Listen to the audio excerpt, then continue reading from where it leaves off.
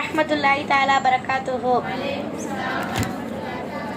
விழுவதில் அருவி அழகு, உறைவதில் பனி அழகு, வளர்வதில் பிறை அழகு, மறைவதில் சூரியன் அழகு, தவழ்வதில் குழந்தை அழகு, காதலில் புரிதல் அழகு, உறவில் நட்பு அழகு, மொழியில் அரபு மொழிதான் அழகு என்ற அந்த அரபு மொழியை கற்றுத்தந்த எங்கள் இரு ஆசிரியை பெருமக்களை வரவேற்கிறேன்.